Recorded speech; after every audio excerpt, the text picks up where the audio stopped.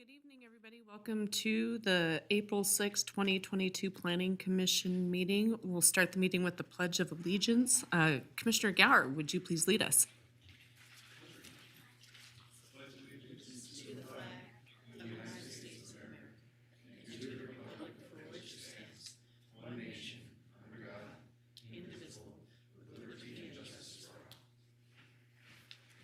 Thank you very much. Michelle, can we please have roll call?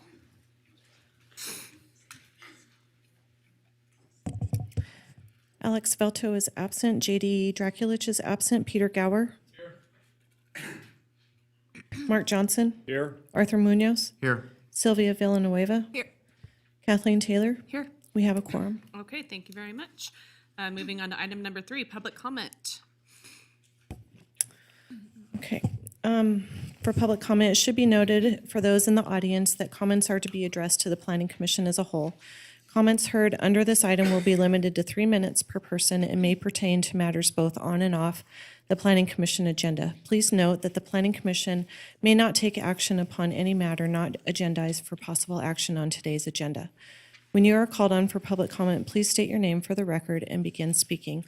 The timer will begin when you say your name, and you will be afforded 3 minutes. Lastly, while in this room, please be respectful. Warnings will be issued by the presiding officer. If there is disruptive behavior, you will be asked to leave chambers if the behavior continues. Also, I do want to add that due to technical difficulties, we were unable to retrieve any voicemails for this meeting. Once we are able to access the voicemails, they will be entered into the record at a future Planning Commission meeting under general public comment. So with that, I did not receive any requests to speak for this item. We did receive correspondence for future agenda items. Those were forwarded to the Planning Commission and have been entered as part of the record. Okay, thank you. Anybody wishing to make public comment? General public comment? We will close general public comment and move on to item number 4, which is the approval of the regular March 2nd, 2022 Planning Commission meeting. Madam Chair, Commissioner Gower will move to approve those minutes. Commissioner Villanueva, I'll second. Okay, we have a motion and a second. We've been given some direction. I will not be voting, and neither will Commissioner Johnson, but because we have a quorum of the people that were actually in attendance of the meeting, we can move forward with this. So all those in favor? Aye. Aye. Okay, and then like I said, I will not be voting. Commissioner Johnson, I will be abstaining as well. Okay, then the motion carries.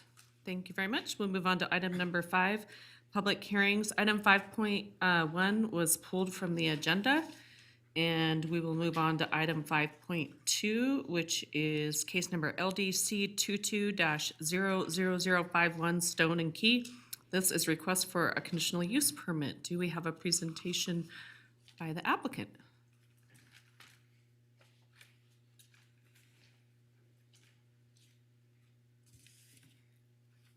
And if you could bring the microphone close to you, and then you'll be able to control the PowerPoint presentation there at the podium. And just state your name for the record. When you start, the timer will begin. Thank you, Madam Chair. Good evening, everyone. My name is Dominic Gonzalez. I'm with Lepre Construction here today on behalf of the applicant, Grand Artiques Stone and Key. We're here presenting a conditional use permit for 3 additional allowed uses to the subject parcel. 1, amusement or recreation outside, 2, live entertainment, and 3, a bar, lounge, or tavern to be operated in conjunction with our proposed indoor-outdoor flex space, including general retail, art exhibits, and an outdoor event area. The subject parcel is roughly 3.26 acres on the northwest corner of Keystone and Commercial Row. It has a double zoning of general commercial and industrial, 45% GC and 55% industrial. Currently, there's an existing 18,420 square foot building that has been vacant for most of the last decade. In early 2018, Reno City Council considered demoing or selling it, and it was purchased from them in 2019, and in March of 2020, escrow was closed. There's also a dual master planned land use designation of suburban mixed use and mixed employment. So this is a Google shot of the existing site. You can see that the railroad tracks are immediately on the north. The existing warehouse is on the far east, butting up to Keystone. And then the parcel spreads all the way west to Arletta Street. You can see the tip of Arletta Street there in the bottom left-hand corner. And then Gardner Street intersects it right about there in the center. The picture in the upper right-hand corner is a view looking northeast. That will be our main access point coming off of Keystone, one way into the site.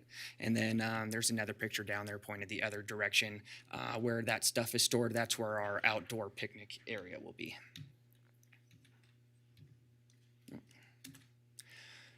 Here's the master plan and zoning map, so you can see that it has both general commercial and industrial. On the right, red's general commercial.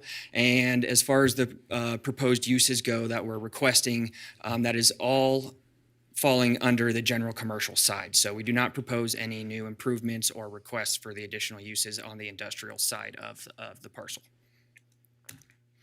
And with that, I'll introduce Breck Dolan, one of the owners. He can give you a little bit of their background. Hello, everyone. I am Breck Dolan, one of the founders of the Grand Artique, and I'm super excited to be here. This is a project that we've been working on for many years. For the past 15 years, the Grand Artique has been building interactive experiences at festivals, at conferences, at art shows, and we are now super, super excited to be able to bring something back of what we've learned throughout the decades in back to our hometown here in Reno, Nevada. It has always been a dream of my brother and mine to create something special for our hometown. We were born and raised here, and we recently moved back after being gone for 20 plus years. And it's been a dream to build an interactive experience that is family friendly and something for the community to enjoy. Both of us and my younger brother, we all have young kids, and 6 kids under the age of 5, and we really are looking for a place to bring a family event place to this community. And the main offering at Stone and Key will be a seasonal series of rotating interactive experiences. These experiences are real environments that transport people of all ages into fantastic realms of art and exploration.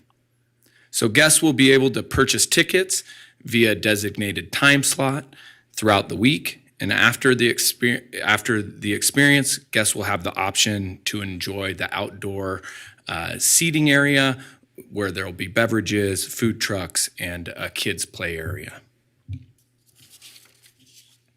Done. Thanks, Breck. So in addition to the bread and butter of what will be Stone and Key, there's a few other aspects of the project that will take place. One is general retail. So of the 18,400 square feet, about 3,200 of that will be general retail based off of the Grand Artique's experience. They have an eclectic and unique retail store. They've had multiple locations. On the next slide, I'll show you a picture of their brick and mortar that's located down in San Diego. There will also be some community classes, programming, and workshops being offered in the portions of the building that aren't being occupied by one of the immersive experiences. Instructional classes, art classes, acting classes, all taught by hired professionals, a handful of which are already part of the Grand Artique's team. And those will be for all ages, for both parents and children. This is the shop there in San Diego. And then to break down what else they're doing, we broke it into tiered events. So the tier 1 will consist of their normal operations, which will be the immersive experiences. And they envision that they'll have probably 60 people per hour throughout the building walking through, going to these experiences, followed by the outdoor seating area where people can congregate to hang out and have a food or a drink following the completion of the experience. Anywhere from 20 to 150 people in and outside the building at any one time. The general retail is part of Tier 1. That will remain open whenever the warehouse is open. Tier 2 is immersive outside events. So if there's an inside experience that has outside components, that falls within this Tier 2. It's a little bit bigger, a little more people walking around. It could also just be an isolated event, such as a decorated pumpkin patch or a Christmas tree lot. And then Tier 3 are seasonal public and private events that Stone and Key will host and make available to the community to rent for weddings, birthdays, corporate gatherings. And they see anywhere from 20 to 300 people attending these seasonal events. You saw in the staff report that they would be able to have 5 events per month of this type, 60 per year. So this is a map colored of the site plan, which I will show next, but that is the existing building in green, blue, and yellow on the right. The red is the outdoor seating area, and then the orange is the big outdoor events area. So the blue portion of the building is general retail, and that use is already allowed by right in general commercial. Green is where immersive experiences or programming and workshops will happen. Not shown on this, but the same square footage as the blue and green combined is a second floor green area that will either be program and workshops or immersive experience. The immersive experiences fall under amusement and recreation recreation inside is already allowed by right in general commercial, as are the program and workshops.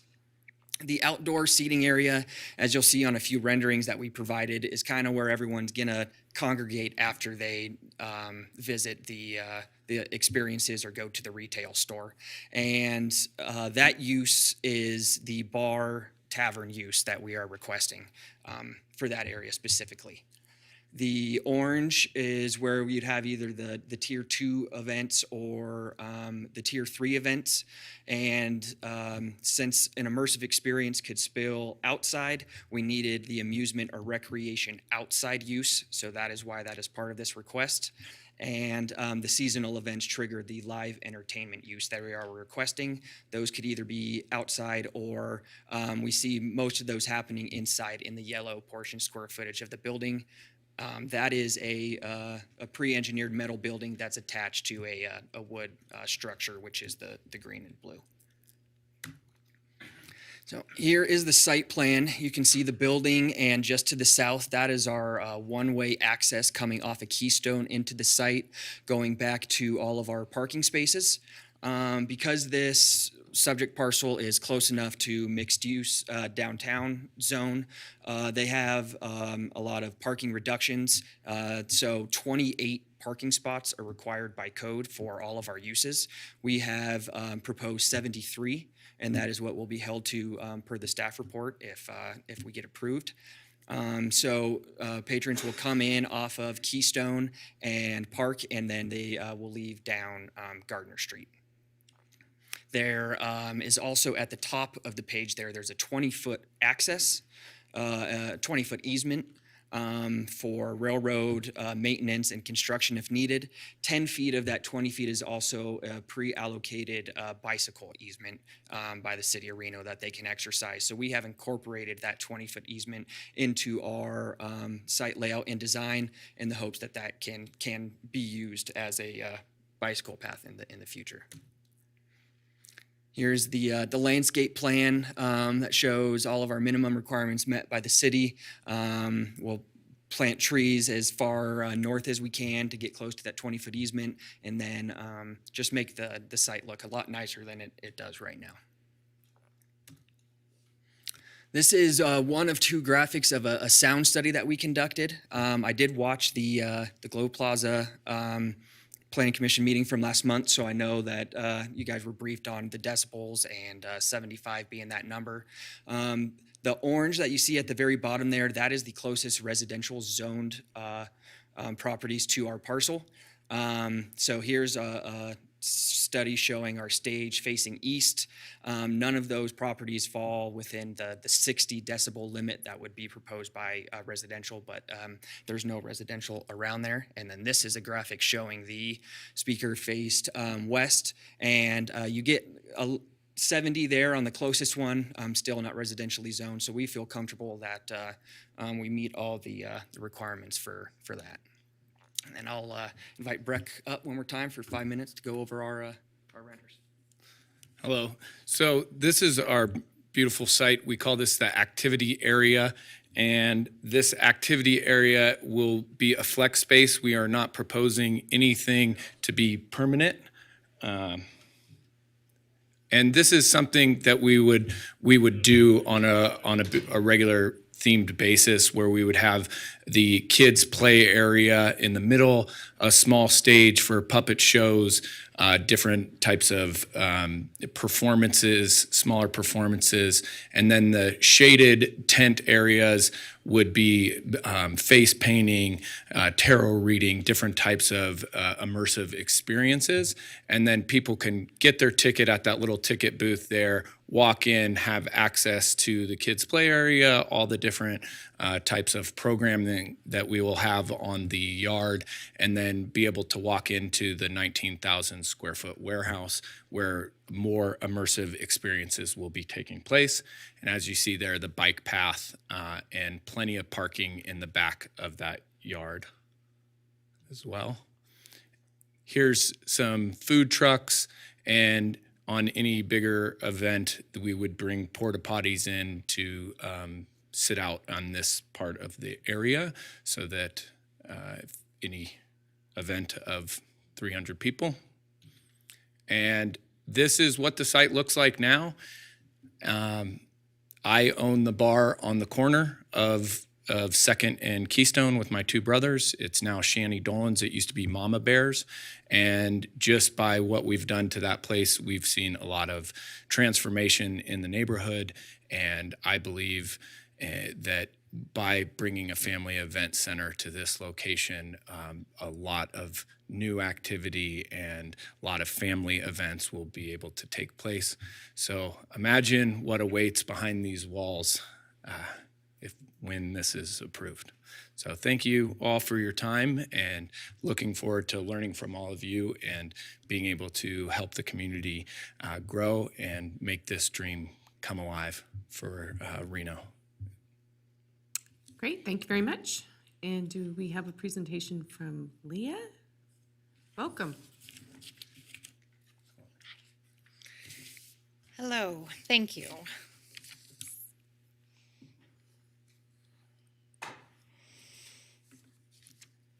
Good evening, members of the commission. For the record, my name is Leah Brock, Assistant Planner with Development Services, City of Reno.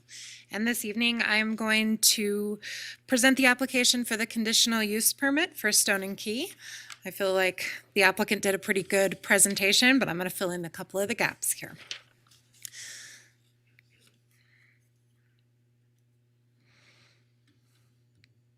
Leah, you can use the mouse. Let's use the mouse. Okay. The subject parcel is 3.26 acre site and is located on the northwest corner of Keystone Avenue and West Commercial Row. This request is for a conditional use permit to allow 3 uses. The first use is amusement or recreation outside. The second use is live entertainment. And the third use is for a bar, lounge, or tavern.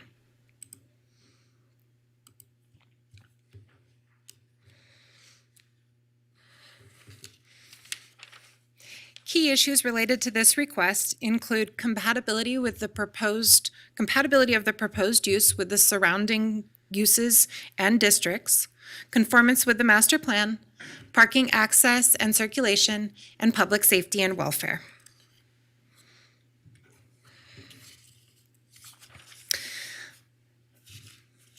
As the applicant stated, the site is located in 2 zoning districts. Half of it is in general commercial and the other half is in industrial.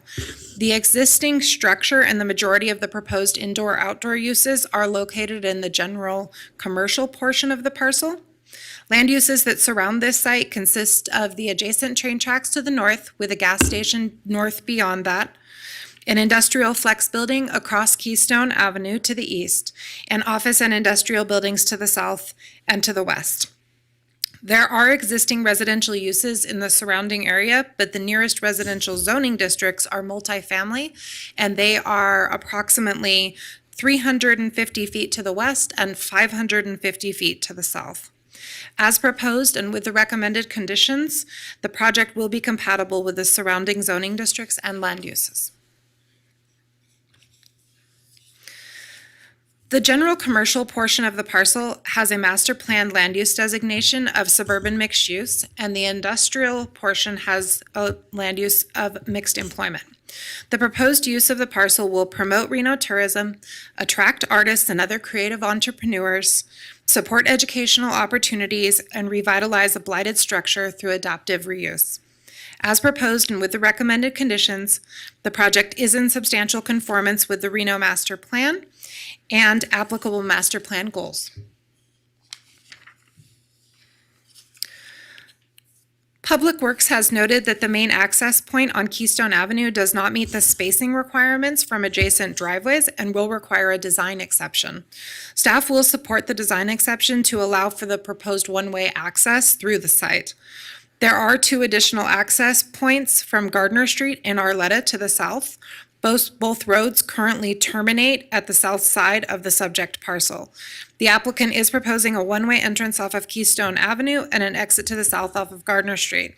Staff has recommended a fence be installed at the perimeter of the parking lot, including gates for emergency access. With these improvements, the proposed design and provided parking has resolved staff concerns. Reno Police Department completed a crime prevention through environmental design memorandum and offered suggestions related to visibility, access, maintenance, and management. The City of Reno Code Enforcement recommended the installation of noise monitoring equipment and limited hours. The applicant has addressed the concerns by providing one-way access, fencing, gates, limiting the hours, number of events, increasing on-site parking, and agreeing to the installation of the noise monitoring equipment. The project was reviewed by various city divisions and partner agencies. Hearing notices were sent out to the surrounding property owners and no noted concerns have been received. The project was presented to the Ward 1 Neighborhood Advisory Board and no comments were received from that meeting. In conclusion, the proposed use meets or exceeds all the use standards in code and addresses the applicable findings. Therefore, staff recommends approval subject to the conditions listed in the staff report. That concludes my presentation. The recommended motion is on the screen, and I am available for questions. Thank you. Thank you very much. Leah, welcome.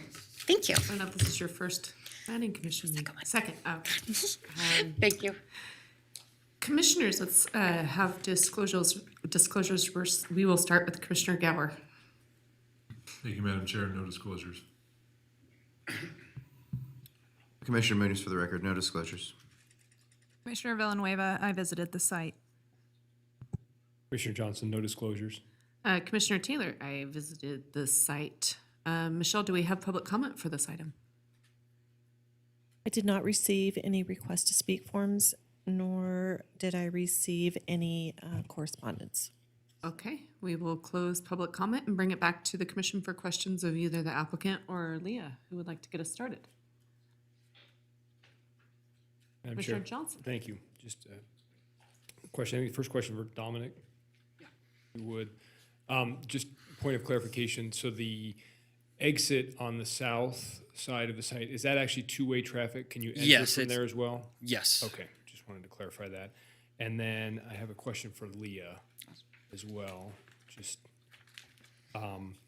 so in keeping with, in reading through this for the live entertainment and I guess the tier 3 conditions for that, so based on this, if this moves through for the conditional use permit, then those events are allowed by right. So there's no special activity permit, there's no additional permitting that has to happen through the city once, as long as they're in conformance with the 5 times a month or the 60 times, it's all, there's no additional requirements on that. That is correct, yes. Okay, thank you. Thank you, Madam Chair. Commissioners, other questions? I have a quick question, Leah. Can you explain why the parking requirements are so excessive from the 20-something required, from the 20 to 70? Yes, I can. when the applicant first proposed the project, they were showing it with the required parking at 28 spaces.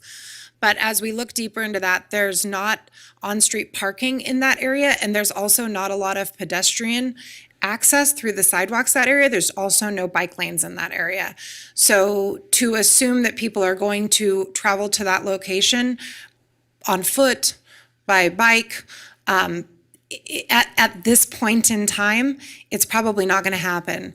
So we looked at the proposed number of people that would be on site at 300, and I suggested to the applicant that they increase the number of required parking spaces. They came back with that number of 73, and staff felt that that was adequate. Okay, thank you very much. Thank you. Commissioners, other questions? Discussion? Commissioner? Thank you, Commissioner Munoz, for the record. I just want to commend you guys. This looks like a great project. I like what you're trying to do with the area. It definitely needs it. I do have some concerns with the noise monitoring equipment. Seems a little big brotherish to me, and it doesn't seem like it'd be necessary in this, but if they agreed to it and city agreed to it, I see no other problem with that. Other discussion? Commissioner Munoz, I appreciate that comment because I saw that in consistency, we had made some considerations for a project before that, but it seems I haven't heard anything from the applicant that 75 wasn't appropriate or they requested additional noise. So my concern was met too. So I guess we'll move to a motion. Madam Chair, Commissioner Johnson, I will make the motion.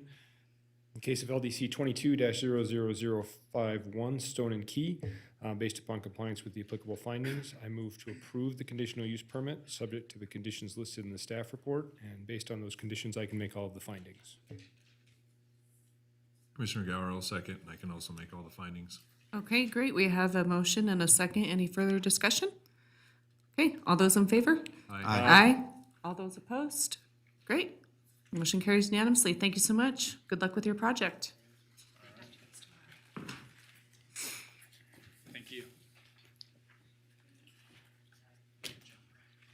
Okay, we're going to move on to item 5.3, which is LDC, case number LDC 22-00056 Moana Park and Field Zoning Map Amendment. Do we have a presentation from the applicant? We do, not that one though. Wait, that one. Good evening, Madam Chair, members of the Commission. For the record, Angela Foose, Assistant Development Services Director with the City of Reno. I am here tonight on behalf of the city as the property owner and the property applicant. Different capacity, but glad to be on this side of the podium. The request before you tonight is a zoning map amendment. The site is 3 acres and is just slightly under, 3 parcels and slightly under 22 acres. It's south of Moana and east of Grant Drive. The site is already developed with a mix of different recreational uses. We have Fire Station number 3, which is a City of Reno fire station on the far western side. We have baseball fields, we have soccer fields, and we have a children's park. The current zoning is a mix. We have a site, one parcel is split zoned with general commercial and neighborhood commercial. That portion on the very west, the general commercial, is where the fire station currently resides. That neighborhood commercial is where we have the soccer fields and the park area. And then the SF8, that residential zoning on the southern 2 parcels, is where we have the baseball fields. So what we'd like to do is change the zoning from those 3 designations to one zoning of public facility. The public facility is in line with the master plan. This site has a master plan of the parks, greenways, and open space. And within that designation, there's essentially 4 different zoning categories that would be conforming. 2 of them we knocked out immediately because they're public or planned unit development and that specific plan district, which of course didn't make sense for this site. So the other 2 options were the parks, greenways, and open space zoning or the public facility zoning. When we looked at how this site was currently developed, we said, is this a passive recreation or an active recreation? And is there more than just recreation? That PGO zoning is really intended for things things like drainage ways, environmentally sensitive areas. I would call that more passive recreation. That public facility really aligns with having a fire station, having the parks, having the baseball fields, and there's a couple uses that we know are coming. One of them is a future aquatic center, and then one of them is also a solar project. So again, the project before you today is just a zoning map amendment and not any specific development. But as we're seeing future development on the site, it occurred to us that the zoning and master plan are not in conformance. So this was a good opportunity for us to clean that up. By changing the zoning to public facility, there are additional uses that would be permitted. So we wanted to give you kind of a highlighted overview of what types of uses would be allowed if it was changed to public facility versus that parks, greenways, and open space zoning. Again, this is just a kind of a snapshot of some types of uses that could go there. Single-family detached would be allowed in both zoning districts. All of those government-type facilities, whether it's a library, a museum, a fire station, they would be allowed by right in that public facility zoning. A lot of those would require a conditional use permit in the parks, greenways, and open space. Ideally, again, we know how the site is going to be master planned, so knowing what those uses are is why we picked that public facility, because the city owns all 3 parcels. We also feel confident that the vision for the site, the master plan for the site, really is more aligned with that public facility zoning. So next steps in the process, we did go to the NAB. We had a lot of questions just on which of those 2 zoning categories makes the most sense. At the end of the day, I think we got a lot of good feedback that most of the NAB members felt that it definitely makes more sense to have that public facility versus the PGOS zoning, just knowing how it's developed and how it's planned to be developed. So again, the next step for us is to go through and change the zoning. Future development of the site will trigger other entitlements. Some of those are by right. Some of those will be required to go through a site plan review, which is just a staff level 30-day review. And some potentially could trigger some kind of entitlement through the Planning Commission. But what we're looking at today is simply that zone change. This will bring us into alignment with the master plan, and we feel that, again, this is a good use, a good zoning for this site based on how it's designed, how it's built, and what we plan for the site. And I will be available for questions. Thank you. Thank you, Angela. Do we have any other presentations? We have a staff presentation in just a moment.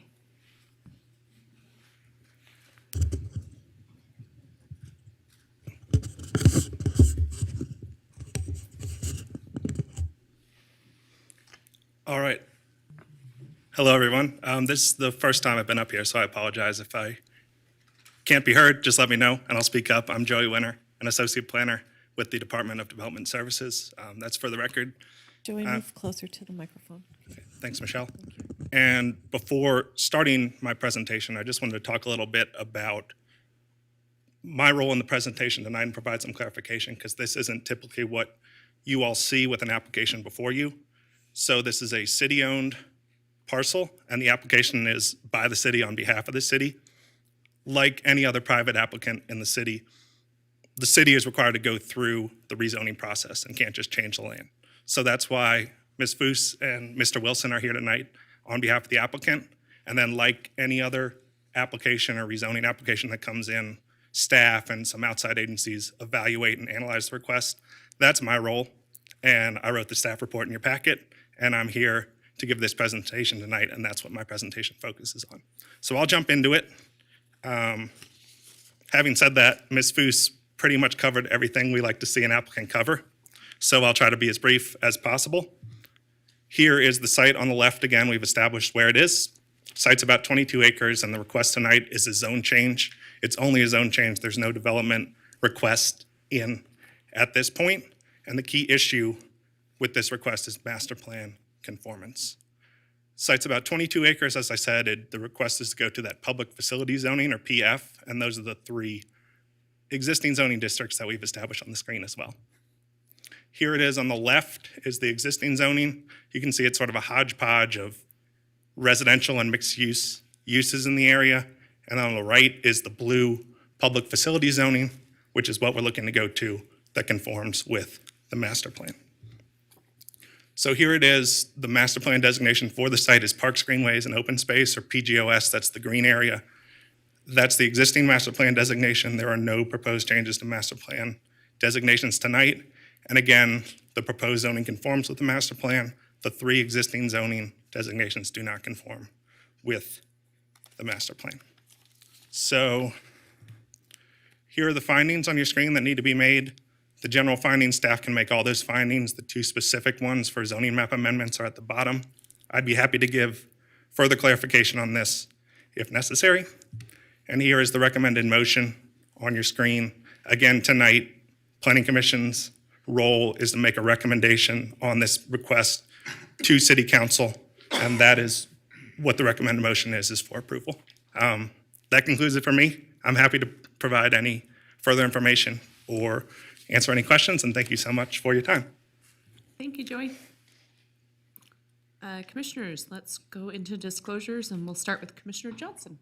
Thank you, Madam Chair. Commissioner Johnson, I'm very familiar with the site and received and read several emails on this project. Commissioner Villanueva, I visited the site and I also read emails. Commissioner Munoz, same disclosures. Commissioner Gower, same disclosures. Commissioner Taylor, same disclosures.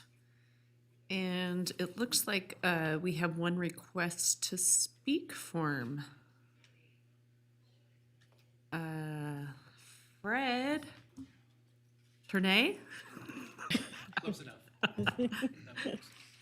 I'm just messing with you. Yes, Madam Chair.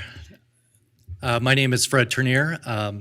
I'm here representing actually the neighbor to the north of this site.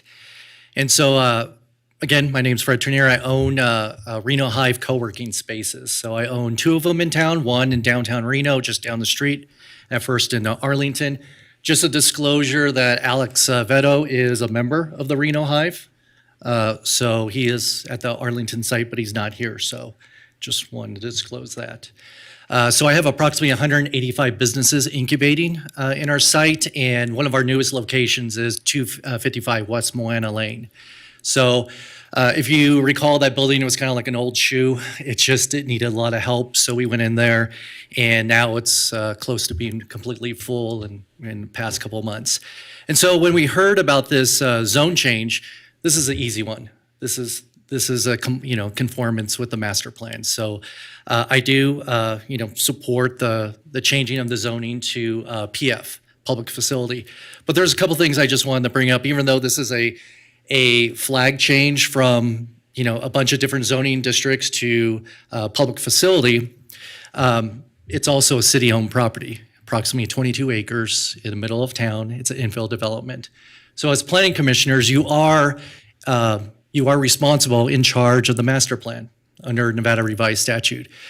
You also have input into things like the community development block grants, the capital improvement programming, safe routes to school discussions. And so with the Aquatic Center being built there and all the other facilities that are there, you should see there on Saturdays, there's a ton of soccer players out there, the kids are out there. And the changing gentrification and that's occurring on Moana, I'll share with you what I shared with some of the council members is that I would hope that the city would take more of a holistic approach to this area. Baker Lane is in need of a lot of help. It has crumbling infrastructure. The area from Virginia all the way up to Baker Lane, which is the Lions Club, actually put a park there. I've seen many times people almost getting hit crossing the street. To the north side, you're going to have a lot of people crossing from the apartments over by the just north of Moana. You're going to have a lot of people crossing to go over to the park. Unlike the discussion you had before regarding the parcel on Keystone, this is going to attract kids. This is going to attract a lot of people. So you also have tools out there. I would implore you to talk to your council members, to talk about the capital improvement program, talk about safe routes to school, talk about just giving some love to that area because it needs some infrastructure love. And so I know this is a master plan amendment, a zone change, and it's just a flag change and there's no development requirements, but watch this project as it goes through. If you see something that you have concerns about, protest it. bring it on up as planning commissioners. If it's just a review by staff and you have a concern, bring that forward.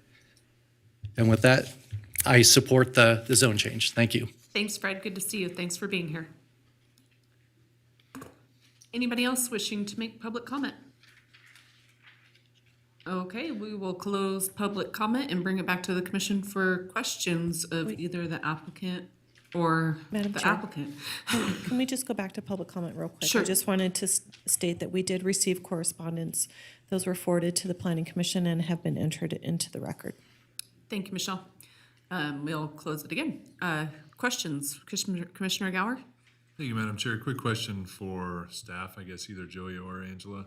Did you, which you can draw straws on it. Joey, go ahead. Well, Did- yeah, Angela is the applicant tonight, and I am staff, so I'm happy to answer anything. that's point to confusing. staff. Yeah, agreed. Did you, in your review of this, consider the scenario of zoning the fire station as PF and the rest of the parcels as PGOS? I think, Joe, you want it for the record? I think that might actually be a better question for Ms. Foose because I just, again, analyzed the request. I did not make that decision.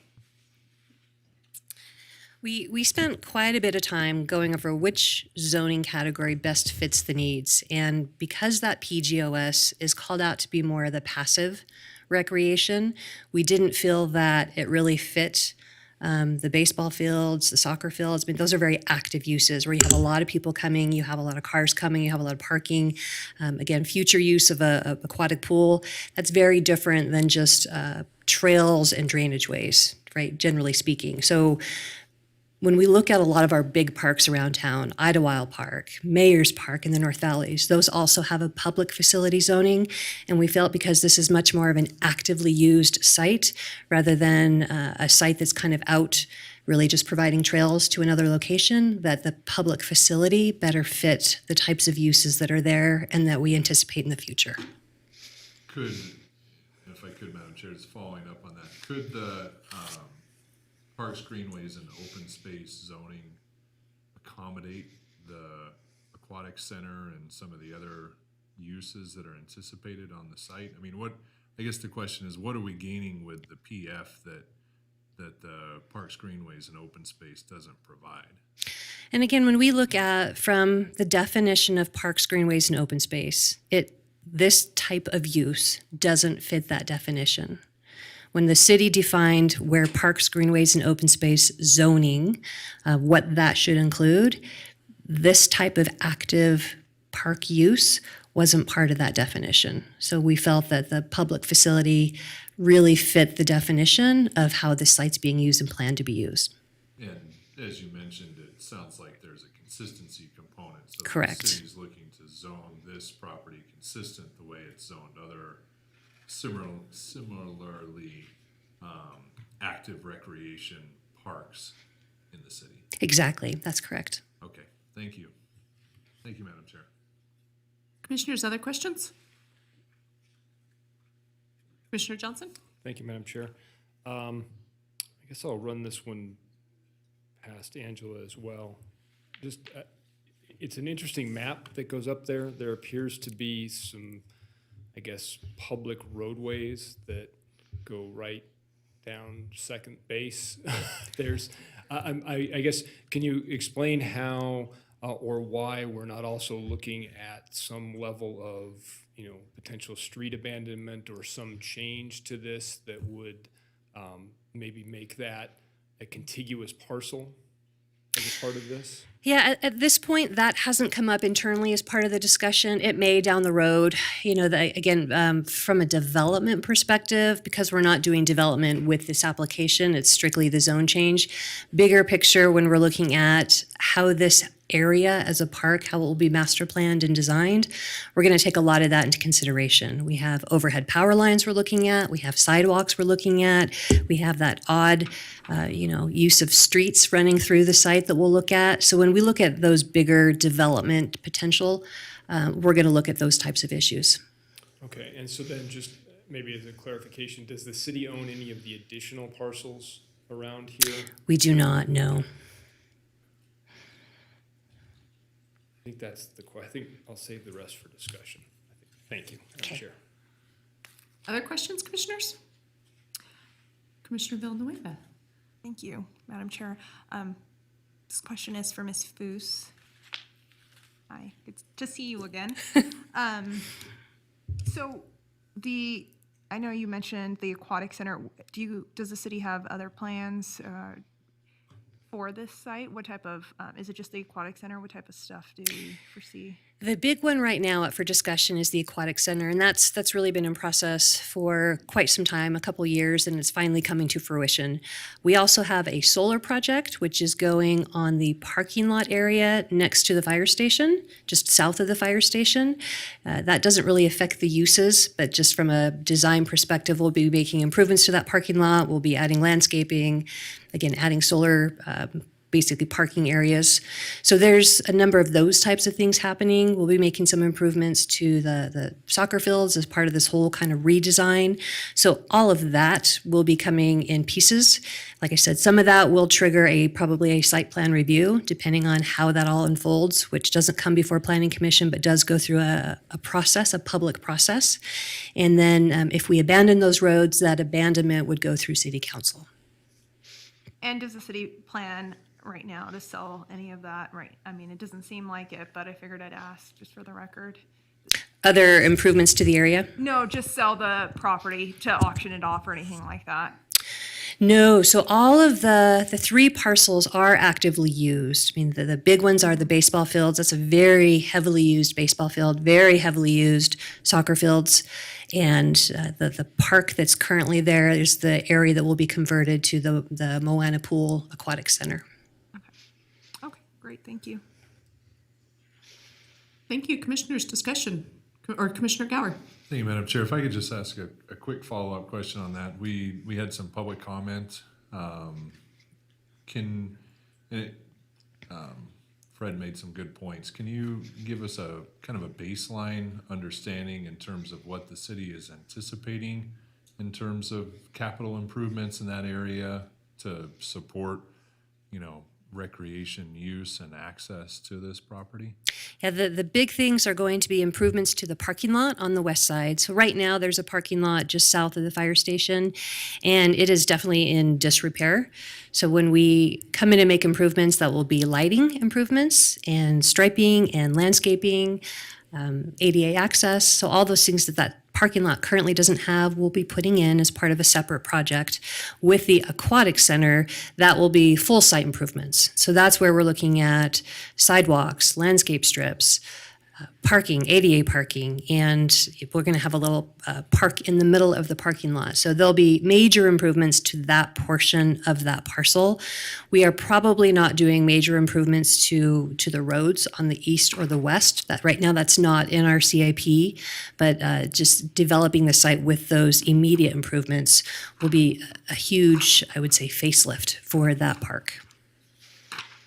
I appreciate that, and I guess just as a request to staff, as this moves forward, it's probably going to be largely outside of the Planning Commission, but if we could continue to get updates on this as it develops, that would be really helpful. Absolutely. Yeah, we're happy to kind of give you guys updates, even if it's just an email to let you know kind of the next stage of where some of this development's going. 'Cause some of this stuff won't go before City Council. We will likely go before the NAB and give them updates, but we can do something similar to Planning Commission to keep you guys in the loop. Thank you. Thank you, Madam Chair. Commissioners, other questions or discussion? Go ahead, Commissioner Villanueva. Hi, thank you. I figured I'd share this just for the, I know we've kind of brought it up a little bit during some of the questions. So I figured I'd just share with you a little bit about what I was able to find regarding PGOS. It says the PGOS district is intended to preserve areas for drainage facilities, utilities, open space, conservation, recreation, or multi-use trails, in addition to providing active and passive recreational opportunities for the community. The district is intended to protect the scenic and environmental quality of sensitive and natural areas. The district is generally owned by public agencies, however, in some instances may include privately owned and maintained open spaces. So I think for me, I totally agree with what Ms. Foos was sharing. I think public facilities is more appropriate given the PGOS description that I just read here. I don't know if that helps with any of your guys' decisions, but thought I'd share. Thanks. Thank you. Commissioner Johnson?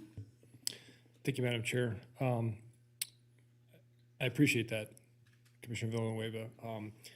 I think the public comment tonight brought up some issues that plague me on this as well. I drive Moana every day. I drive past that site every day. The flashers go off, and you can't tell if somebody's actually crossing or not crossing. I mean, this is an incredibly active area. And I think maybe the big concern that I have, and it was the slide that came up with respect to the difference between the two zones in terms of what's required. And as was stated both by, both, I guess, the applicant and staff, that there are some items that are required, would still require a conditional use permit, but they are very limited under the public facility zoning.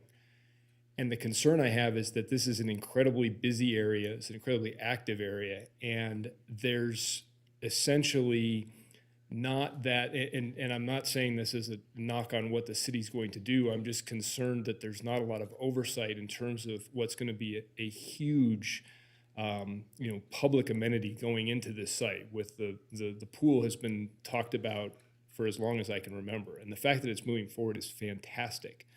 But the concern that I have is that the final design of that, how that incorporates itself into all of these other activities there, is not something that's going to have essentially any oversight at all as a part of this rezoning.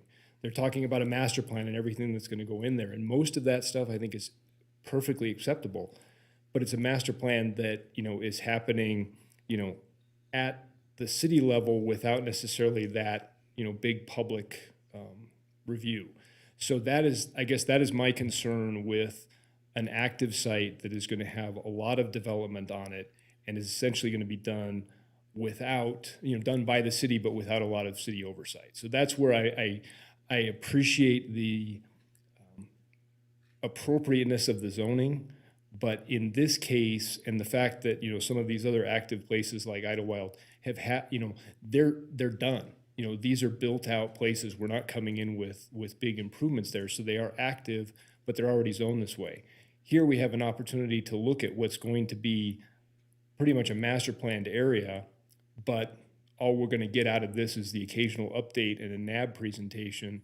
Even council doesn't have to approve what's going on here. So I do have some concerns about what this zoning can allow to happen in an area that is, quite frankly, incredibly well used and potentially hazardous from a safety standpoint without some of that oversight. So again, I think it's definitely a change that needs to be made, but I just have some concerns with taking the zoning as it's put before us and what potential maybe unforeseen issues could happen with that for something that we would typically take a real good hard look at. So that's kind of where I'm at right now. I appreciate the discussion. Curious to hear what anybody else says, and I think it's something that needs to happen. So. Commissioner Gower? Thank you, Madam Chair. I'll react to that. I think those are totally valid points. For me, it kind of goes back to what Commissioner Villanueva read and what Angela reiterated in terms of the consistency of the proposed zoning relative to other properties like this. And I think you make a good point that others are built out. Maybe this one isn't. It has a plan going forward, but I think there is some consistency in terms of what's being proposed here. The other part of it is, I think we have a tendency as planning commissioners to want to be involved in projects going forward and put in our 2 cents. But I think Fred made a good point that maybe an opportunity for us to kind of take off our planning commissioner hat and put on our public citizen hat and just be an active part of the process and communicate with our city council members and just voice our concerns from that perspective. I think the last thing we want to do is insert ourselves as another stage of bureaucracy and a process that we'd really like to see move forward pretty quickly. So I'm in favor of what's being proposed, and I really do want to see this. Obviously, connectivity is a huge issue of mine, and I want to see it, be a integrated part of a plan that's holistic for that community. But I think that that's kind of potentially outside of our realm in terms of just looking at the site. So thank you, Commissioner Johnson, as always, for your comments. Thank you, Commissioner Gower. Other comments? Any more discussion? Motion? Madam Chair, I'm ready to make a motion. Okay, Commissioner Gower. In the case of LDC 22-00056, Moana Park and Field zoning map amendment based upon compliance with the applicable findings, I move to recommend that City Council approve the zoning map amendment by ordinance, and I can make all of the findings. Commissioner Munoz, I'll second. Okay, we have a motion and a second. Further discussion? Commissioner Thank you, Madam Johnson. Chair, for looking at me under the further discussion. I appreciate that response, Commissioner Gower. I think it's a good point, and I think you bring up the idea of bureaucracy is certainly something that I'm sensitive to, and I know that was one of the big pushes under our last Title 18, and rightly or wrongly, we've eliminated a lot of that, and I think it's just something that's up for discussion. The other challenge I have is that there's not really any findings that I have that I can look forward to and say, hey, I've got a concern. So there's not really anything I can point to, and I think the last thing that you said that stuck with me, and maybe I would throw this out to Angela as a response, is that I think this is something that is going to have community meetings. They're going to certainly have community involvement. There's a lot of people that are going to weigh in on this, and I think maybe I would just put it on the city to be as forthcoming and proactive as possible in noticing those, to allow for as many people as possible to review and respond to that. So appreciate the opportunity to weigh in on this. I will be supporting the motion. With that as sort of the background, I still have some concerns, but I can't really put them to a finding, which is ultimately where we're at. So thank you, Madam Chair. Okay, thank you, Commissioner Johnson. Any other discussion? Okay, we'll take a stab at this. All those in favor? Aye. Aye. All those opposed? Okay, recommendation moves forward. Thank you, Angela, and thank you, Joey. Hope to see you again soon. I'll be here next time. Angela, don't be a stranger. Unless she wants to be. Don't go anywhere. Okay, we will move on to item 5.4, which is a recommendation to City Council, case number LDC 22-00053, 85 Keystone Avenue specific plan district. This is a request for rezoning from professional office to specific plan district. Do we have a presentation from the applicant, please? We do. Good evening. For the record, Dave Snellgrove, Planning and Right-of-Way Manager with CFA. With me in the audience tonight is Bud Haley, who's one of the partners on the project. And also on Zoom, we have Todd Foster, another partner with the project, and Rachel Farrell with Cathexis Architects, who's been working on us with this and doing a great job. Let me find my clicker here. Oh, I'm automatically going through it. Location of the property, this is just under a half acre of total area. It's a 0.47 acre property at the southwestern corner of Keystone Avenue and West First. Keystone Avenue is a major arterial running north-south, connects down and crosses the river. And West First Avenue also gets a heavy amount of traffic. I don't think RTC has it listed as an arterial street. One thing that we do have in this area, we have a bus route that runs right by the front of the property, and we have a bus stop right in front of the property, which I'll point out in the pictures. The property currently contains a 2-story office building. On the eastern portion of the parcel, there's some surface level parking on the western side, and then there is some covered parking underneath the building that you can see on the eastern side. This is the building. You've probably driven by it many times and seen it and have familiarity with it. The top picture is directly at the corner of West First Avenue and Keystone Avenue.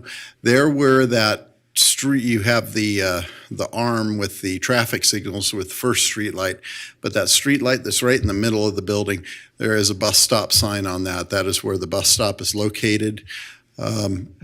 The bottom picture here on the left, this is at the south end of the building along Keystone Avenue. You can see there's covered parking in the ground floor area. The only portion of the building that has a ground floor that's usable, there's about 3,000 or so square feet of office space in here right now. This whole building is used as office currently. There is, in addition to the covered parking underneath the southern portion of the building, there is a surface lot and there is an alleyway that runs along the western side of that. This is a picture on the bottom right-hand side was taken from West First Street. So again, just looking at the property, the existing two-story building will remain with updated exterior, and the building will be repurposed. So in that, we're working with sustainability factor. We're not going in and demolishing everything. We're trying to work with what's there already, and then adaptively enhance the site. And we've got a new building that'll go in the yellow area. That'll be 2 stories of residential, which will actually be on what'll look like the second and third floor. And then there will be covered parking that'll connect in with the covered parking that's on the south side of the existing building. What you can see in the rendering here that Cathexis Architects and Rachel prepared is that the general architectural theme and styling of the existing building will remain. Up on top, you can see the trellis areas. That'll actually be a 2,000 square foot amenity area that'll be in association with use by the residents that are in the building. The ground floor area, which is now office, that fronts onto Keystone and First, and then there will be a small ground floor area in the new building, which 2-story on the front, 3-story on the back, that'll be some commercial, but everything that's above the first floor would end up being residential. We have a total of 27 units that would be proposed in these residential areas.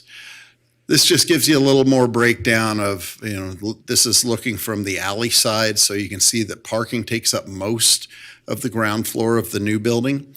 It appears as a 3-story building. The top 2 floors are residential. The small area, this would be on the left-hand side of this photo, that would be West First. There will be a commercial area, and our trash and everything will come off of the alley. That's where our service areas will be. The bottom is the eastern elevation. This would be along Keystone Avenue. So you can see the bottom, the northern portion of the building would be commercial. We have the existing parking, which will remain, and then 1 floor of residential above that, which is currently used as office.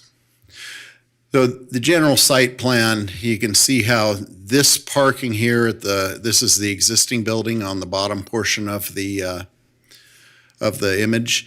That parking area generally already exists and flows through into the surface area. The surface area, which comes off of the alley, that'll get realigned so that it's appropriate in a covered parking scenario, and the access will go straight out onto the alley. Right now, we have 3 access points into the site. We have one here on Keystone. We have the alleyway, and then there is a driveway on West First. We will be getting rid of one of the driveways that's on West First as part of this. The total commercial area, we have 3,500 square feet of commercial and retail area. That's this gray area and this lighter hatch. That's the new commercial area with the new building that would be closer to the alley. And then we have covered parking. That's what you'll have on the first floor level. As you get to the second and third floor levels, and I'm sorry, our pictures are down on the bottom, but this one on the left-hand side, this is the second floor, so we will have units on both second floors. And then on the third floor level, the only one that will have a third floor is the new building that'll be adjacent to the alley. What you can see here on the existing building is the rooftop, and then that 2,000 plus square foot roof deck amenity.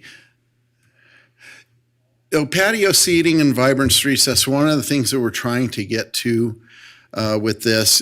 Part of it was getting to residential, to getting to multifamily. The professional office zone that we have currently does not allow for any multifamily.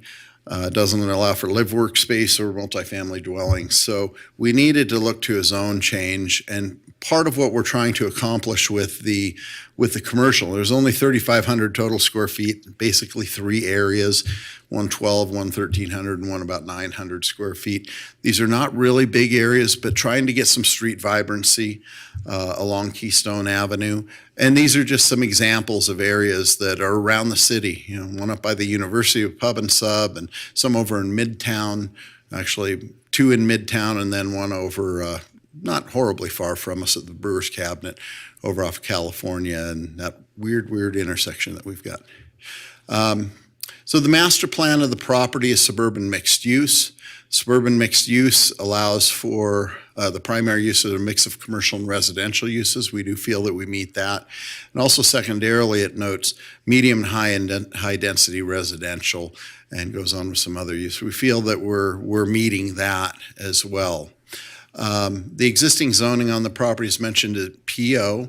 Around us, the orange areas here, those are multifamily 30. That's just the highest residential zoning district.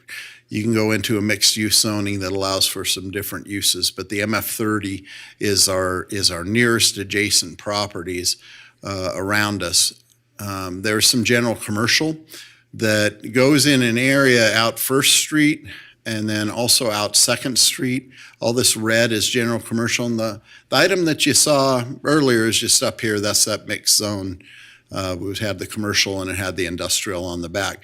We're a couple blocks north of where the first item was that you heard this evening. So what we're proposing with this is change to specific plan district. The purpose of this district is to accommodate for projects or plans where the design configuration and uses are so arranged as to constitute a single functionally integrated entity. I mentioned before that we couldn't get any multifamily in here. It wasn't the anticipation to go through and condominiumize or create some type of a joint single family. We know that residential is in need, and also this area is an area that's transitioning, and my next slide will go into that. That there's some street vibrancy that we can get to with this, and we took a look at the actual uses of the land as opposed to looking at the zoning of the land, which is a little bit more regular. You really get quite a mix. You get some single family, quite a bit of multifamily, you get some commercial, you get some industrial uses as you go to the north. These colors don't stand up as much on this screen, but this is the industrial. It's a little darker orange than the orange that's actually listed as commercial here. The one thing I do want to point out on this, that while we are directly adjacent to residentially zoned properties on the alleyway and south of us, I'm going to point out that the actual use of those properties is not in a residential use, it's actually in commercial use, which is allowed in the multifamily 30. So you've got an area that is changing, and look forward to it changing and what it'll be in 5, 10, 20 years.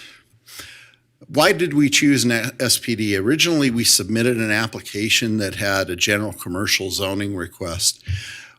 In talking to staff and also talking to the ward representative from the council, there were certain concerns about the general commercial having a little too many uses and some uses that really wouldn't be desirable there. Whenever you go through a zone change, just a straight zone change, it kind of opens up a lot of things that maybe are unintended consequences of just straight zoning. So we took a step back, took a look at how we were addressing this, and the suggestion from Kyle Chisholm, who unfortunately is no longer with the city, he's over at the school district, suggested the neighborhood commercial zone as kind of a base, but looked at the SPD. So that's what we ended up using, was the neighborhood commercial as kind of our basis for the land use, and springboarded off of that.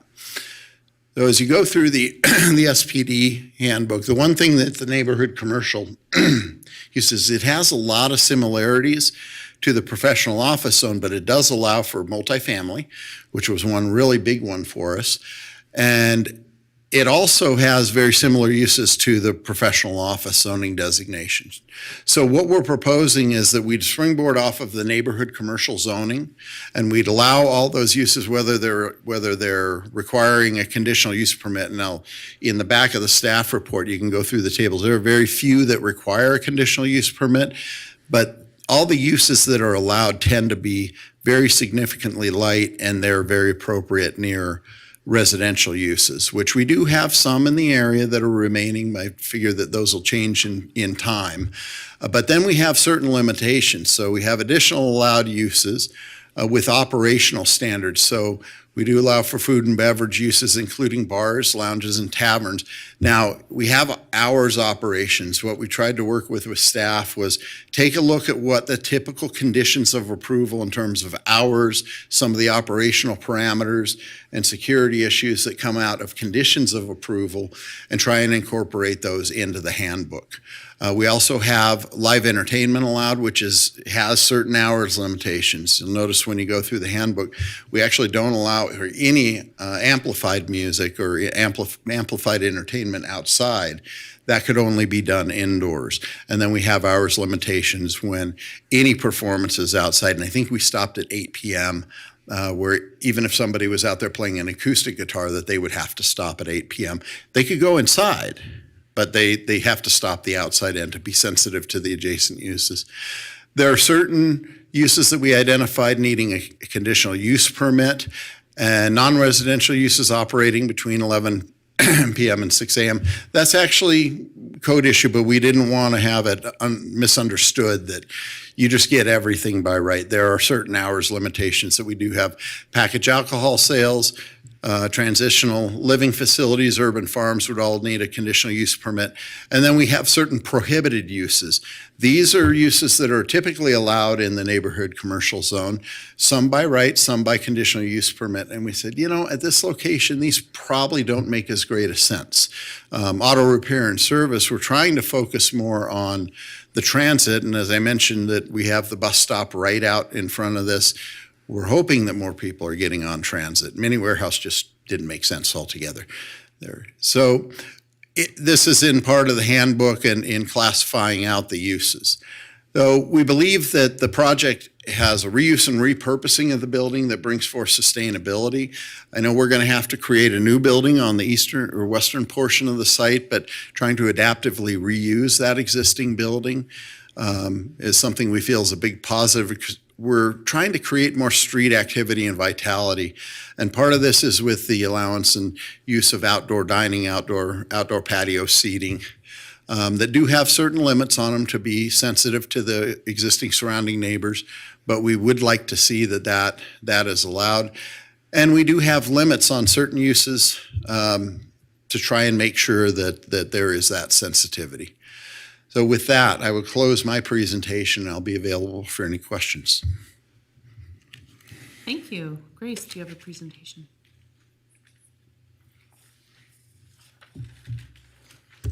Good evening, Madam Chair, Commissioners. Grace Whited, Associate Planner for the record. Dave did a great job overviewing the project, so I'll try to keep it kind of short and simple. It is the 85 Keystone Specific Plan District. So the subject site is located on the southwest corner of Keystone Avenue and West First Street, north of the river and McKinley Park, if you're familiar with that area. So here's a closer look of the site where you can see that existing building on site that the applicant plans to reuse, and that's supported by multiple policies within our master plan. So the request is for a zone change from professional office to specific plan district. The site is currently zoned professional office, and they would plan to utilize that neighborhood commercial zone as the base zone within that specific plan district. So this handbook would allow for neighborhood commercial uses with the addition of restaurants with alcohol, live entertainment, and bars with those hour limitations. There's also allowances for certain outdoor uses accessory to primary non-residential uses, and those are limited to the hours of 9 a.m. to 10 p.m. So because of the nature of the mixed-use building, there's very specific standards within the handbook to ensure compatibility with the existing uses and the proposed residences. So the master plan zoning for this site is suburban mixed use, which is compatible with specific plan district. And there's multiple master plan policies that support this zone change, and I wanted to specifically call out a few. They're all listed in your staff report as well. So there's underutilized properties, adaptive reuse, infill and redevelopment, walkable centers, mix of uses, and mix of housing types. Here are some Google Street images of the current site, and this kind of just demonstrates the existing office building that they plan to reutilize. With the specific standards that would ensure compatibility for any new development. The minimum height of the handbook would increase from 35 feet to 40 feet. 35 feet is the max height allowed in professional office, and 40 feet would be what the new height maximum. Here is a comparison of the development standards allowed in neighborhood commercial and what would be permitted in this specific plan district. There's an extensive list of the uses allowed within the handbook, but these are some of the notable uses. So staff analyzed these uses and suggested targeted standards to help minimize the impacts on the adjacent neighbors as well as the proposed residences. So for this project, we have zoning map amendment findings as well as specific plan district findings. This project identifies a unique situation and is in substantial conformance with the master plan, and staff was able to make all applicable findings for this request. Here is the recommended motion, and I'm available for questions. Thank you, Grace. Commissioners, disclosures, please. We'll start with Commissioner Gower. Commissioner Gower, no disclosures. Commissioner Meadows, I'm familiar with the site. Commissioner Villanueva, I visited the site and I believe I received one email about it. Commissioner Johnson, I'm familiar with the site, and yes, there was an email we received on this project. I think it came in today. Commissioner Taylor, same disclosures. Michelle, do we have any public comment for this item? I did not receive any request to speak forms for this item. We did receive one email that was forwarded to the Planning Commission and has been entered into the record. Okay, we will close public comment and bring it back to commissioners for questions of the applicant or Grace. Commissioner Villanueva? I have a question for the planner, for Grace. Grace, am I understanding this correctly, that any non-residential uses operating between 11 p.m. and 6 a.m. would need a conditional use permit? That's correct. Okay, and so from my understanding what the applicant said earlier, indoor live entertainment, what are the hours for that? So for outdoor, they would have to cease operation at 8, and it's limited to non-amplified. And indoor, I believe, ceases at midnight. Okay. But let me just verify.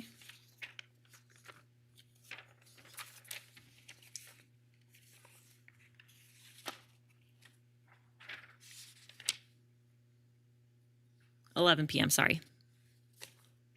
So that's where that conditional use permit would take into effect if they wanted to change those hours. Okay. All right. That's my only question. Thank you. Mm-hmm. Commissioners, other questions? Commissioner Munoz? Yeah, Commissioner Mooney, for the record, this is for the applicant.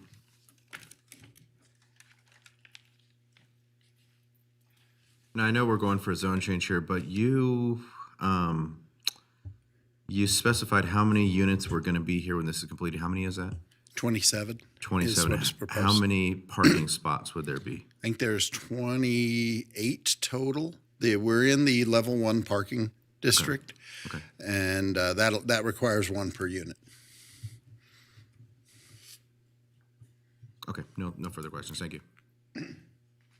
Commissioner Johnson? Thank you, Madam Chair. Grace, question just as an understanding in terms of the way that the city's looking at this. So this is one parcel. Is it considered one building or 2 buildings? So currently it's one building, and obviously this doesn't come with any guarantee they'll do any development. And so the way we analyzed it is as it stands, the SPD would still be in effect, and if they were to propose a new building, it would still be applicable. And then you just have to worry about whatever the code requirements are for separations between the two. Correct. Okay, and then it's a corner lot, so, and with an alley behind it. So what does the city classify as front, rear, and side?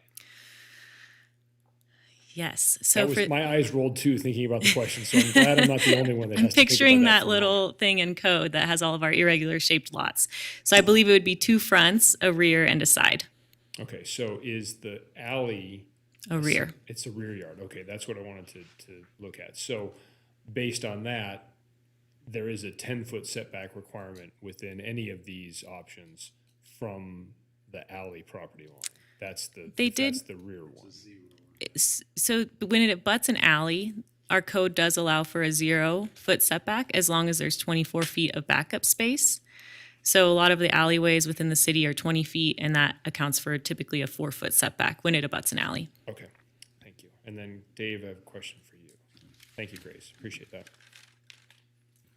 Yes. I was a little unclear with, and again, this is zone change, but I just want to make sure from what I was seeing, it looks like the vehicular access off of First Street is going to be eliminated under the concept that you're looking at here. Right, So you the would- driveway that comes in between the alley and Keystone, that will be eliminated. Okay, so the only anticipated access, and again, zone change, but you right now, full development of that area, you're looking at reducing the points of vehicular access onto the site. We'll basically be down to 3 ways you could go in or out. You could come in off of Keystone that drives into the covered parking, and that currently exists. Or you could come in off the alley, either from the north or south. And when you're leaving, you could head either north or south on that But alley. the direct access between the alley and Keystone off of First is not anticipated to be perpetuated. No, you'd have to go through the alley and then go through the covered parking to get out to Keystone. Thank you. I was just trying to wrap my head around that. Thank you, Madam Chair. No further questions. Thank you. Commissioner Gower.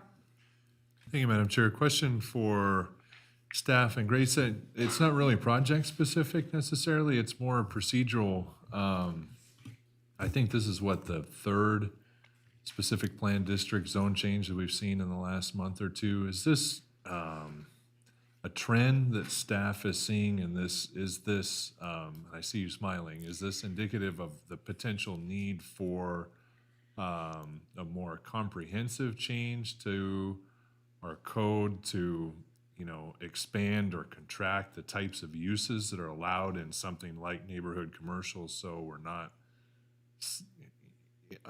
I don't know, Dave, what it took you to put together the SPD handbook, but I mean, it's placing a certain requirement on the applicant to put these plans together. Yeah, and I think that some of the SPDs, they came in a little bit as a clump, and so it seems like you're seeing a lot at once. They're intended to facilitate a really unique situation and really targeted development. And so, staff would anticipate that we'll see these SPDs when it's some sort of development in mind that doesn't meet the letter of code, but it's beneficial to the city. And so I think the SPDs we've seen don't necessarily fit the letter of code, but when we are able to place very specific standards around those, they end up being able to facilitate a really great development. So I don't know that it is indicative that we need to change the code because it's not a one size fits all.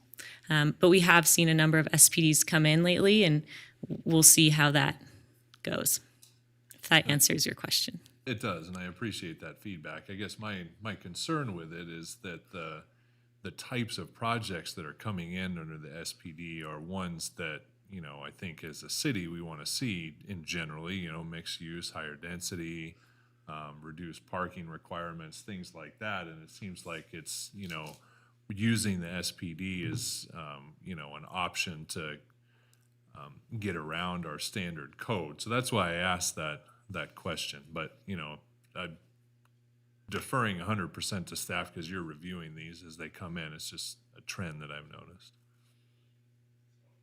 I guess that was transition more into a comment, Madam Chair, and I appreciate that feedback, Grace. It was a question on all of our minds, I'm sure. I'm sure it was. Thank you, Commissioner Gower. Other questions? Commissioner Villanueva? It's more of a comment just to Commissioner Gower. I think that is a very interesting point because this is what I think's the type of a development we do want to see more in that area particularly.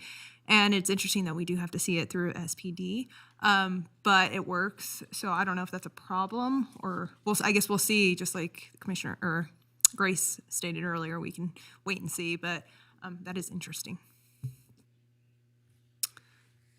Commissioners, other comments or questions? Grace, I would just, and since the applicant's here, I know we don't have a development yet, but the comment that we received via email was concerns about the parking lot and the business to the east. So if there is a development that goes in there, I would say maybe be cognizant of those folks over there and making sure there's no overlap. And then in the SPD, which isn't for our approval, there was some mention of lighting and that it would shield neighbors. So that is, I think, a positive thing because you do have some residential folks over to the east again too. So thank you very much. Commissioners, other comments? Discussion? Commissioner Johnson. I'll start discussion. I actually kind of a follow-up comment. Thank you, Madam Chair. Again, echoing both Commissioner Gower and Commissioner Villanueva, it's the projects that I think we're seeing here are ones that maybe we didn't necessarily anticipate in the code. I think there's been a lot of, it's been several very interesting years since the master plan was put together. And so I know I originally had some reservations about the whole SPD process. I think there was, at least in my mind, a lot of opportunity for, potentially doing things that were maybe skirting for things that we didn't want. And I guess it's a small sample, but I would say that at least to this point, I have been proven wrong. And what we're seeing is more taking advantage of things that ultimately are what the master plan was looking for. So I am curious to see moving forward if we see more of those, or if we see a theme. If we see a theme for multiple, opportunities. I think, this one of putting multifamily somewhere where our code doesn't typically allow multifamily. I doubt this is the only site in town that this would be appropriate for. So I think it would be good for staff to maybe just kind of keep an eye on that. And if we do see a theme, then to your point, maybe it becomes a text amendment or a modification to make this a little less onerous. So just again, more of an observation than anything else. So thank you, Madam Chair. Commissioners, I think we're at a motion. Madam Chair, I'll just continue. Okay. Commissioner Johnson here for case number LDC 22-00053, 85 Keystone Avenue Specific Plan District. Based upon compliance with the applicable findings, I move to recommend that City Council approve the zoning map amendment by ordinance, and I can make all of the findings. Commissioner Villanueva, I second that motion. Thank you. We have a motion and a second. Further discussion? All those in favor? Aye. Aye. All those opposed? Motion carries. Thank you so much. Good luck, or happy zoning. Yeah. Madam Chair, may we take a break? I just need to use the restroom really quickly. Sure, we'll just take 5 minutes. We'll be back here at like 7:40.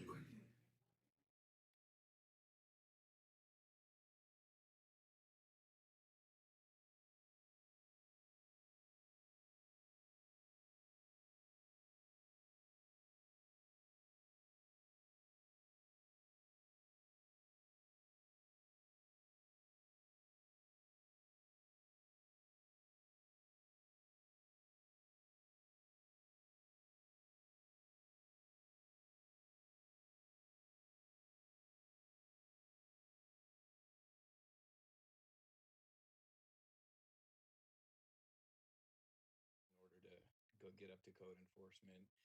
We have installed one ADA parking space for the convenience store with additional 3 parking spaces.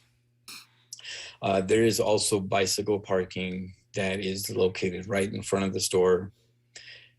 For crime prevention, first of all, we have talked to a contractor. We are putting brand new windows up alongside the store and moving all the coolers that are blocking the view from the register to the outside. So whoever's running behind the register has a view of the outside. We also have installed cameras inside and outside of the store. For visibilities, like I said, there was new windows that is in motion right now. They're going to be installed anytime within the next month or so. They have already been ordered. We are just waiting to receive the permit from the city to move forward with that. There is a fence that is there without a permit. That fence was there prior to buying the property. We were told that we need to obtain a permit for that. So we are also in motion to obtain a permit for the fence or just have it removed. The fence is there for just the security of the children and the tenants of the motel. It keeps them from basically running on to West 4th Street, where the traffic is pretty heavy. There was excess signage outside of the store that has already been removed, and it will be replaced with new signage, but there will not be too much of it. For public intoxication, we are keeping the store hours very limited. It's going to be operational from 9 a.m. to 8 p.m. on weekdays, and then 9 a.m. to 9 p.m. or 10 p.m. on weekends, just to refrain from a lot of people coming and going at nighttime. The store use is basically just a lot for the motel tenants, and there is an RV park behind the motel. A lot of the tenants from there come. The Sunset Motel, we have tenants coming from there as well. So yeah, that is actually, that is my presentation. It's not too long, just wanted to keep it short. But we are following all of the key issues of concern, just so we can meet this and get the liquor license going for the store. Thank you very much. Leah, do you have a presentation for us? I do, thank you.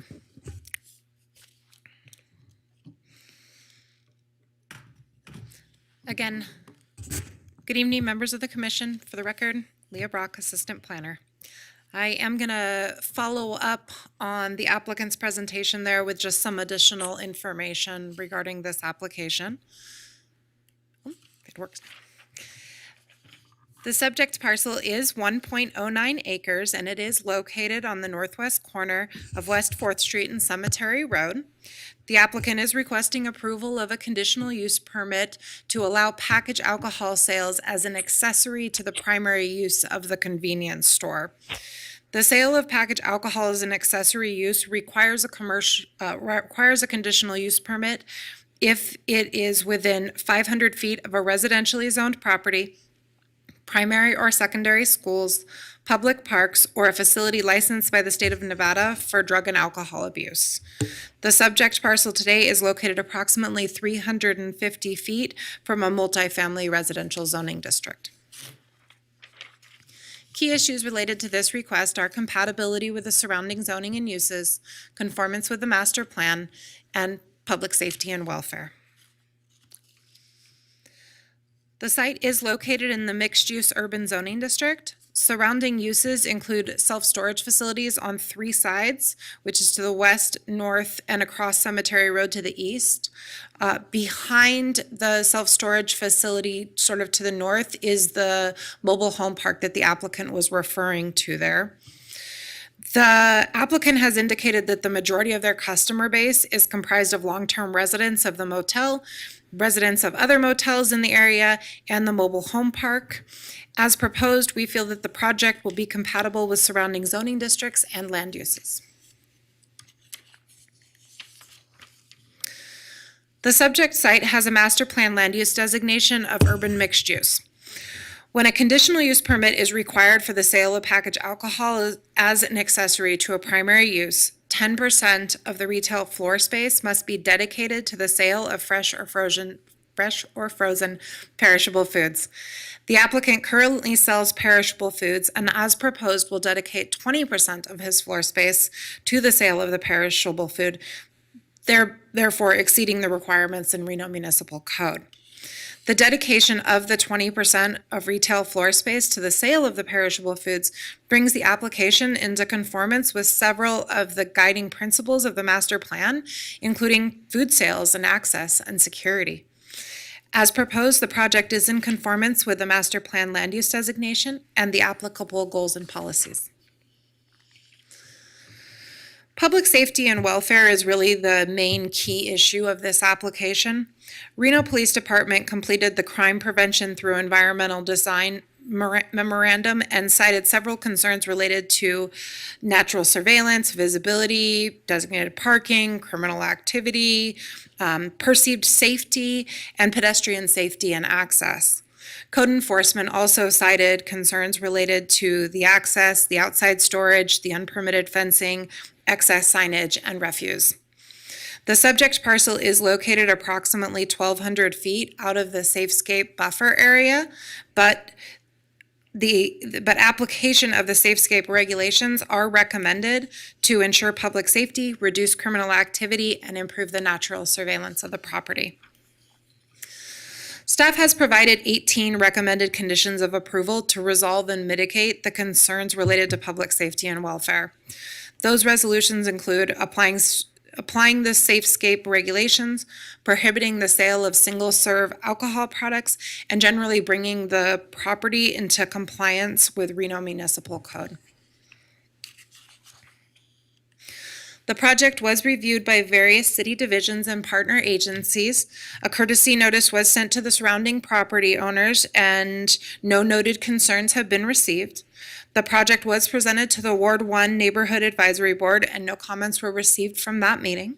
In conclusion, the proposed use meets or exceeds all use standards in code and addresses the applicable findings. Therefore, staff recommends approval subject to the conditions listed in the staff report. That concludes my presentation, and the recommended motion is on the screen. I'm available for questions. Thank you. Thank you, Leah. Commissioners, let's have disclosures again, starting with Commissioner Gower. Thank you, Madam Chair. No disclosures. Commissioner Munoz, no disclosures. Commissioner Villanueva, I visited the site. Commissioner Johnson, no disclosures. Commissioner Taylor, I'm familiar with the site. Do we have any public comment, Michelle? I did not receive any request to speak forms, and we did not receive any correspondence on this item. Okay, we will close public comment and bring it back to the commissioners for questions of either the applicant or Leah. Commissioner Munoz. Yeah, this is going to be for Leah. You said one of the triggers for this was the MF14 at 350 feet or less away. And am I correct in saying that the railroad tracks and a bunch of industrial buildings are blocking access to that anyways? So wouldn't you have to travel down, I forget the street, but you'd have to go back to Keystone and then back to 4th Street to get there anyways? That is correct. Yeah, the access is not directly off of 4th Street to that development. It's off of Dickerson. Dickerson's correct. Okay. Yes. Yep, that's all I had. Thank you. Thank you. Commissioner Villanueva. Hi, this is for the planner. My question's for the planner. The mobile home site directly behind the store, is that not considered residential? It is considered a residential use, but it's not located in a residential zoning district. Oh, okay. I see. It's not in a zoning district, but it's being used for residential purposes. That is correct. Okay. Okay. And is this a special use? Conditional use? Sorry, I'm just trying to remember. Okay, so this is a conditional use. If we allow this conditional use, does it run with the land, or does if they sell this property, the next person who obtains it would have to come in and apply for a conditional use permit? Does it run with the land, or does it run with the applicant?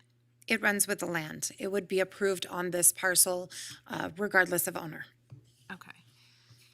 And then, okay, so I think for right now, that's it for me. Thank you. Thank you. Actually, Madam Chair, can I just follow up on that? The right continues with the land, but there's a business license requirement in order to get the ability to sell packaged liquor. It's not, that part's not.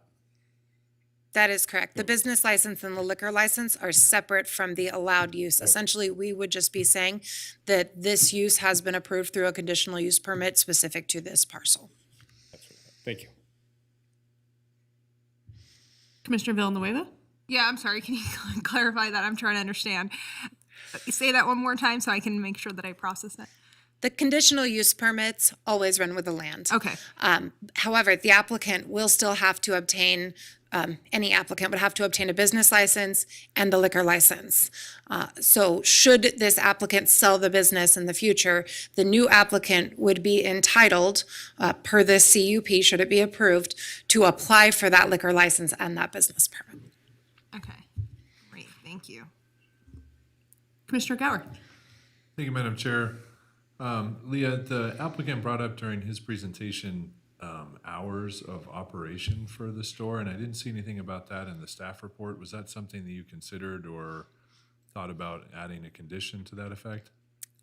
We did not, because limited hours were not brought up under the SEPTED memorandum from the Reno Police Department, nor was it brought up by code enforcement.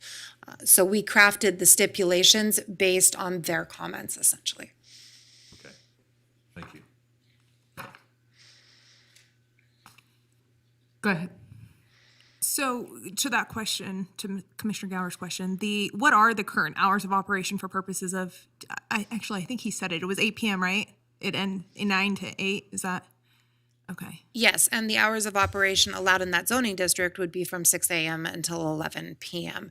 So again, should he sell the business, another owner could come in and stay open later. Of course, it is under the purview of this commission to add a stipulation or modify those stipulations.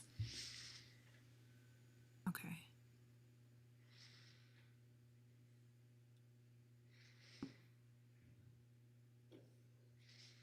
Madam Chair, I'm ready to make a motion. I want to ask Leah one quick question, if that's okay. What would staff's what would your recommendation be as far as the hours of operation? It doesn't look like you saw a need to put hours of operation in there, so. Staff did not see a need to restrict the hours of operation. Okay, thank you. I want to get into discussion if that's okay, Madam. Go ahead. So I do have concerns with the packaged liquor in this area. Some of the reasons for that is because there is residential. I did drive to the site, and there is mobile home park behind, or modular homes directly behind the facility, and there are children that live there and play in that facility. I know it's not zoned residential, but there's families that live there, and I understand predominantly that area is currently I'm trying to remember what the zone is. Sorry. I know there's a lot of commercial use there, but that area is very much changing. And I'm concerned about safety in the area. No disrespect to the applicant, but the condition of the building it was very deteriorated. And I did travel around the site, and I am concerned about just some of the health and safety in that area. And also there is outside, I don't know how far, less than a mile, there is a Ben's Liquor, so there's an entire liquor store not far from there. I don't know that we need to see multiple liquor sites, places that sell packaged liquor that close to each other, particularly given some of the new changes that we are seeing in that area. And I feel like as a city, if we need to look at the big picture. And I know this is applicant specific, but we also need to kind of take a look at what we're planning for that area moving forward as things get presented to us. So I don't think right now the packaged liquor is a good idea. I'm not saying that in the future I changed my mind. I kind of want to see some of the changes be put in place first before granting that type of conditional use permit. If some of those changes are put into place, my position may certainly change. But at this point, that's kind of how I'm feeling. Commissioners, other comments? Commissioner Johnson? Thank you, Madam Chair. Commissioner Villanueva, those are excellent points. I guess the one comment that I would make, I guess, in response to that is that, as noted by staff and the applicant, this, the sale of packaged liquor existed on the site from 1990 something to 2020. So it was an existing situation without all of the improvements that we're looking at that are conditioned here. So I don't think, in my mind, this isn't something that we are just now allowing. It's something that has existed on the site and has not by anything I've seen, presented code compliance issues in the past other than those with the building that are being addressed here. So I appreciate your point of view, but from my standpoint, looking at what we're doing, I don't feel like we're creating something new. It feels more like a perpetuation and an improvement of something that was and has been an existing use on that site. So that's just the way that I'm looking at it. But I appreciate what your point and your comment on that. Thank you, Madam Chair. Thank you, Commissioner Johnson. The conditions of approval aren't a recommendation. They have to be in place in order they're binding. If the conditions aren't met, then they will not get the CUP. Is that accurate? That is correct. And the way that we worded those conditions is it's based off of the business license. So the business license will not be issued to allow the sale of packaged alcohol until those conditions are met. Okay, thank you, Leah. Other comments, commissioners? Motion? Madam Chair, ready to make a motion, Commissioner Munoz? In the case of LDC 22-00054, based on compliance with the applicable findings, I move to approve the conditional use permit, subject conditions listed in the staff report, and I can make the findings. Madam Chair, Commissioner Johnson, I will second that motion, and I can also make all of the findings. Okay, we have a motion and a second. Other comments, discussion? Michelle, can we do a roll call vote for this one, please? Yes. Taylor? Yes. Gower? Yes. Johnson? Yes. Munoz? Yes. Villanueva? No. So the vote is 4-1, 2 absent, and motion passes. Okay, thank you, Michelle. Good luck with your project. We look forward to seeing the improvements on that building. Thank you, Leah. Thank you very much. Thank you. Okay, we'll move on to item number 6, Truckee Meadows Regional Planning Liaison Report. Commissioner Johnson. Thank you, Madam Chair. We had a meeting a week and a half ago. Very short agenda. I think there was a consent agenda to clean up some previous zone changes and information on the ongoing natural resources plan that TMRPA is putting together, which has gotten a lot of involvement from all the different agencies, including the city of Reno. So I think that was a good update that we had there. My only comment was that they keep changing the icon from the dinosaur to the mammoth, and I'm a little bit disturbed by that. But anyway, that's my comment. Good thing we have public comment. You can fill out a request to speak form. Thank you for that update. Jason, item number 7. Good evening, commissioners. Nice to see everybody again. Jason Garcia-Lebu, planning manager for the city of Reno. So as you can tell, we're pretty busy with projects. Next agenda looks pretty full. So a number of items coming before the commission. I also wanted to kind of mention our council. There's a special workshop for, again, continuing that housing discussion. That'll be on April 11th. And then April 13th, we have the Reno Ironworks appeal, so which Leah will also be tackling there. So those are kind of the staff updates at this point, and I'm here for any questions. Questions for Jason? Item number 8, Commissioner Gower. How did you know? Thank you, Madam Chair. Jason, I was hoping that at a future meeting, we could have an updated presentation from the city of Reno, and if Suzanne Gorman's willing to come back and update us on her recent grant award for lead cities. I think Reno was one of 15 cities to receive grant funding to do some work for that sustainability program. So I'd love to get an update on that.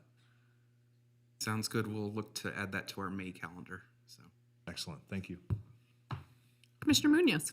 Yeah, I was going to see if we could get something on the agenda for an update on the parks in North Valleys. I know they're had a bunch of work going on up there, and actually the Moana Aquatic Center as well. There was some talk about a bunch of different projects that were going to go on up there. I just wondering if we can get some kind of update on that. Will do. Thank you. Commissioners, other comments, requests? Okay, we'll move on to item number 9. Michelle, do we have any public comment? I did not receive any request to speak forms and no correspondence was received. Okay, we will close public comment and move on to item number 10. Move to adjourn. Second. All those in favor? Aye. Okay, thank you, everybody.